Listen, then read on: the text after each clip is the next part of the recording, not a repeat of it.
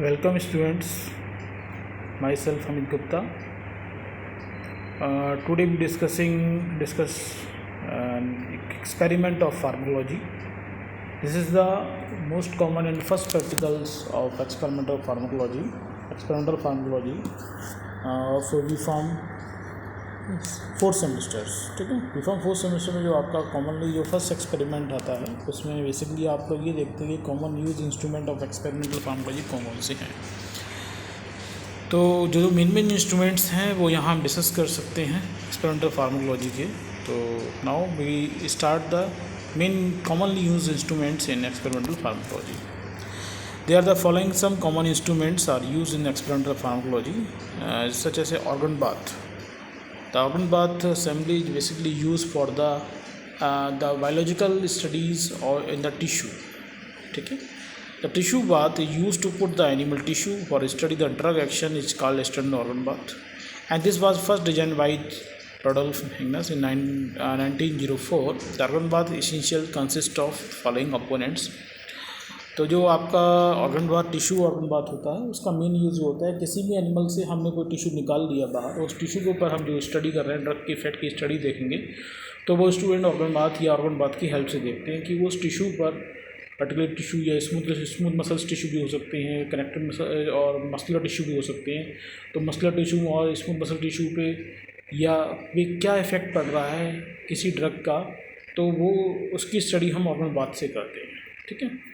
तो इसमें बहुत सारे कंपोनेंट होते हैं, जैसे आउटर जैकेट होती है जो स्टील या पायलट ग्लास की बनी हुई होती है। इनर ऑर्गन बाथ जो ट्यूब होती है जिसमें कि हम टिश्यू जो लगाते हैं, टिश्यू ट्यूब जिसे कहते हैं, इसकी कैपेसिटी 10 से 15 ml होती है। थर्मोस्टैटिकली कंट्रोल हीट की रॉड होता है, एक रॉड होती है, हीटिंग रॉड होती है जिसकी वजह से क्या अंदर का टेम्परेचर जो है कंट्रोल किया जाता है। एक स्टीरर होता है जो वाटर जैकेट को वाटर को यूनिफॉर्म मिक्स करता रहता है जिससे कि वाटर का यूनिफॉर्म टेम्परेचर मेंटेन रहे। इसके अलावा ऑक्सीजन और ऑक्सीजन ट्यूब या डिलीवरी ग्लास ट्यूब लगाई जाती है जो कि टिश्यू होल्डर में लगी होती है। जो टिश्यू जहाँ टाई हो रहा होता है उस टिश्यू को प्रॉपर अमाउंट में ऑक्सीजन मिलते रहे। और ग्लास कॉइल होती है जिसकी हेल्प से हम फिजियोलॉजिकल साल्ट सोल्यूशन टिश्यू को देते हैं ताकि लॉन्ग टाइम पर टिश्यू सर्वाइव रहे। जब तक हम प्रैक्टिकल कर रहे हैं, जब तक हम उस पर स्टडी कर रहे हैं, तो उसका फिजियोलॉजिकल साल्ट सोल्यूशन की वजह से क्या होगा कि वो लॉन्ग टाइम तक सर्वाइव कर सकेगा। साथ में हम ऑक्सीजन प्रोवाइड कर रहे हैं तो टिश्यू की डेथ जल्दी नहीं होगी, लॉन्ग टाइम सर्वाइव करेगा और आसानी से हम उस टाइम तक उसके ड्रग के उस टिश्यू पर क्या इफेक्ट पड़ा है उसकी स्टडी कर सकते हैं। Student organ bath have a 2 unit inner tissue bath is called double unit organ bath. कुछ स्टूडेंट ऑर्गन बाथ ऐसी होती हैं जिसमें कि आपकी 2 ऑर्गन ट्यूब लगती हैं, तो उसको हम डबल यूनिट ऑर्गन बाथ के नाम से जानते हैं। जैसे आप ये देख रहे हैं, this is the structure of the student organ bath. जैसे ये आप देख रहे हैं, ये क्या है, ऑर्गन ट्यूब है जिसमें हम टिश्यू को टाई करते हैं। ये आपके ऑक्सीजन इनलेट ट्यूब है जिससे ऑक्सीजन टाई की जाती है। यहाँ पर एक थ्रेड होता है जैसे टिश्यू बांध दिया जाता है, और ये थ्रेड जो होता है वो आपके लीवर में बांध दिया जाता है। और लीवर की वजह से लीवर जो होता है वो उसका, और जो लीवर आपको काइमोग्राफ पे लगा दिया जाता है जिसकी वजह से जो टिश्यू में रिस्पॉन्स आ रहा है वो लीवर की हेल्प से टिश्यू का रिस्पॉन्स लीवर की हेल्प से उस काइमोग्राफ पेपर पे रिकॉर्ड कर दी जाती है। इसके अलावा ये आपका पायरेक्स असेंबली होती है, पायरेक्स जैकेट होती है, इसके अंदर पानी भरा हुआ होता है। ये पानी क्या होता है, एक टेम्परेचर इसका लगभग 37 डिग्री सेल्सियस कॉन्सेट किया जाता है। ये आपका थर्मो हीटर है जो उसके टेम्परेचर को बढ़ाता है, और यहाँ पर स्टिरर लगा हुआ है। स्टिरर की हेल्प से क्या होता है, यूनिफॉर्म मिक्सिंग होती रहती है। ये आउटलेट ऑफ डायरेक्ट सोल्यूशन है, डायरेक्ट सोल्यूशन हम इसमें डालते हैं ताकि डायरेक्ट सोल्यूशन इसमें डाला जाएगा, इसी में ऑक्सीजन सप्लाई की जाएगी और इसी में टिका होता है टिश्यू होता है। तो टिश्यू को लॉन्ग टाइम सर्वाइव करने के लिए ये सब फैसिलिटी दी जाती है, और यहीं हम ड्रग इंजेक्ट करते हैं और ड्रग का इफेक्ट हम लीवर की हेल्प से, लीवर ये लगा हुआ है, लीवर की हेल्प से हम काइमोग्राफ पे रिकॉर्ड कर लेते हैं, ठीक है। नेक्स्ट आता है आपका रोडर रॉड एपरेटस होता है। ये बेसिकली जो मसल्स रिलैक्सेशन जो ड्रग होती हैं जिस पर इसकी मसल रिलैक्सेशन प्रॉपर्टी जैसे डाइजिपाम है, उनका रैट में माइस में हम स्टडी करते हैं with the help of rota rod apparatus. ये the loose of muscle grip indicate the muscle relaxation. अब जैसे हम इसकी जो यहाँ पर ग्रिप है इसमें हम रैट को बैठा देते हैं, रैट जितनी जल्दी गिर जाता है इसका मतलब क्या होता है कि रैट की मसल्स ग्रिपिंग नहीं कर पा रही हैं, यानी मसल्स रिलैक्स हो गई हैं। अगर रेड यहाँ से नीचे देर में गिर रहा है इसका मतलब क्या है, मसल रिलैक्सेशन प्रॉपर्टी नहीं है, और जितनी जल्दी गिर जाएगा इसका मतलब क्या है, ड्रग के मसल रिलैक्सेशन प्रॉपर्टी है। The effect can be study in the animal using a inclined plane और रोडर रॉड एपरेटस की हेल्प से हम ये पता लगा लेते हैं कि ड्रग उस मसल्स की, उसके एनिमल की मसल्स को रिलैक्स कर रही है। रिलैक्स हो रही होंगी तो वो जल्दी फॉल टाइम इसका बहुत जल्दी होगा, और रिलैक्स नहीं कर रही है तो फॉल टाइम इसका लेट होगा, पर देर में नीचे गिरेगा। और अगर रिलैक्सेशन में है तो ज़्यादा जल्दी गिर जाएगा, वो ग्रिप नहीं कर पाएगा। नेक्स्ट है आपका एक्टोफोटोमीटर। एक्टोफोटोमीटर बेसिकली यूज़ किया था सीनस डिप्रेशन ड्रग के लिए, जैसे क्लोरोप्रोमाजीन है और डाइजिपाम है, जो कि इसकी लोकोमोटर एक्टिविटी पे इफेक्ट मारते हैं माइस के और रैट के। तो सीनस डिप्रेशन ड्रग जैसे अल्कोहल है, रिड्यूस एल्कोहल, जितनी भी अल्कोहल है या बेंजोडाइपिन, ये सब क्या करते हैं, मोटर एक्टिविटी को रिड्यूस करते हैं। और जो कैफीन, ये आधा सीएनएस स्टिमुलेंट होते हैं जो ब्रेन को इन्हांस करते हैं, कैफीन एम्फेटामिन है, वो जो आपकी मोटर एक्टिविटी को बढ़ा देते हैं। तो मोटर एक्टिविटी कि मतलब जितना आप इसमें मोशन करें, जितना वो घूमें, ये आपका जो इसमें कुछ आपकी लाइट्स लगी होती हैं, लाइट जैसे से क्रॉस होती है उससे पता लग जाता है कि वो कितना मोशन कर रहा है। जितना काउंट बढ़ेगा तो ये इंडिकेट करता है कि लोकोमोटर एक्टिविटी ज़्यादा है। लोकोमोटर एक्टिविटी ज़्यादा है, इसका मतलब क्या है, वो ड्रग के अंदर सीनस स्टिमुलेंट इफेक्ट है।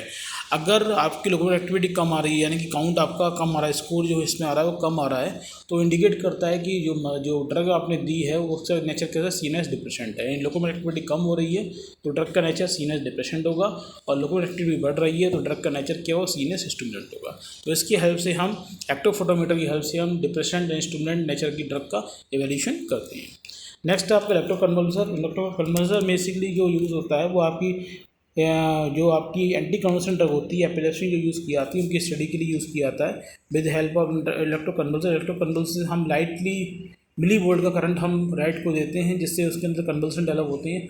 अगर कन्वल्सन बहुत जल्दी डेवलप हो रहे हैं, इसका मतलब वो ड्रग ऐसे मतलब कि एंटी कन्वर्सन नहीं है, और कन्वर्सन देर में डेवलप हो रहे हैं, इसका मतलब क्या है, ऐसे रेट एंटी कन्वर्सन काम कर रही है। The electric shock is applied through the corneal electrode, it produce 5 phase ऐसे tonic fixation, tonic extensor, clonic convulsion, stupor and recovery death. इस तरह के उस ड्रग से फीचर्स प्रोड्यूस करते हैं। अगर सीजर जल्दी इंड्यूस हो रहे हैं, इसका मतलब क्या है कि ड्रग के अंदर एंटी एपिलेप्टिक या एंटी कन्वल्सन प्रॉपर्टी नहीं है। अगर देर में और उसका कन्वल्सन जनरेट हो रहा है, कन्वल्सन की फ्रिक्वेंसी कम हो रही है, साथ में देर में कन्वल्सन हो रहा है, तो इसका मतलब क्या है कि ड्रग के अंदर आपका एंटी कन्वल्सन प्रॉपर्टी है।